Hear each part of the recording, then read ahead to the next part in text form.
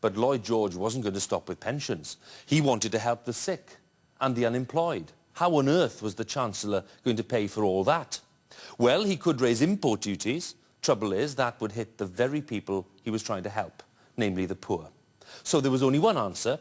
Direct taxes would have to go up. Way up.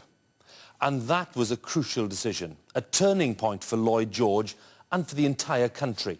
And the stage was set for one of the greatest political confrontations in British history, the battle over the People's Budget of 1909. The budget speech absorbed Lloyd George's energy for several days. Unlike practically any other speech he gave in his life, he wrote it down carefully and read it out later word for word.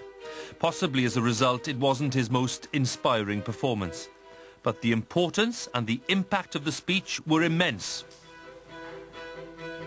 In this country, we have already made provision for the aged over 70. All we now have to do to keep ourselves on a level with Germany is to make some further provision for the sick, for the invalided, for widows and orphans. To say that the speech was radical doesn't begin to tell the story. Income tax went up significantly, death duties went up, there were two entirely new sources of revenue, taxing the ownership of land and a super tax on the very rich. And all of this was delivered in a pretty dry, matter-of-fact kind of way until near the end of the speech, when the Chancellor suddenly switched and made a powerful moral case. This is a war budget. It is to wage implacable warfare on poverty and squalidness. I cannot help hoping and believing that before this generation has passed away, we shall have advanced a great step towards that good time when poverty and the wretchedness and human degradation that always follow in its camp will be as remote to the people of this country as the wolves which once infested its forests. I commend this budget to the House. Most members of the House of Commons, including some Tories, reacted favourably to Lloyd George's plans. But they got a very different reaction elsewhere, especially in what they call the other place. Just imagine the anger, the sheer resentment, and the sense of panic, quite frankly, which spread along these red leather benches in the magnificent House of Lords when the members realised what the People's Budget was all about. Britain's richest landowners, the hereditary peers, were about to be landed with the biggest tax bill of all time. And guess what? They weren't very happy about it. But they did have the constitutional power to stop Lloyd George in his track.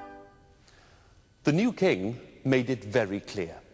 Unless the House of Lords agreed to limit their own powers, he would create dozens of new peers who would force through in any case. Well, faced with that kind of pressure, the Lords just caved in. And the Parliament Act of 1911 came into force. It's still being used to this day. Never again would the upper house be able to overpower the elected chamber. Free at last from aristocratic opposition, Lloyd George now had the chance he needed to make life better for millions of people in Britain who were either sick or unemployed. Working with his friend Winston Churchill, a left-leaning liberal at that time, he drew up the blueprint for one of the most important pieces of legislation ever seen in Britain, the National Insurrance Act of 1911. Crucially important act, and which still survives in its broad principles. And it created a comprehensive system of health insurance, and it also had a limited area of national unemployment insurance. And that was very much Lloyd George's work, and it probably was his most important contribution to British social policy.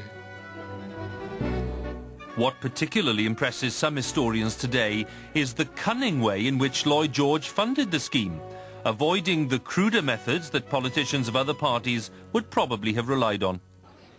Conservatives would have gone for protection. That was the policy that they were offering, and that would have meant the poor would have paid more on their food. With the Labour Party, it would have been direct taxation. Lloyd George only takes pensions out of direct taxation.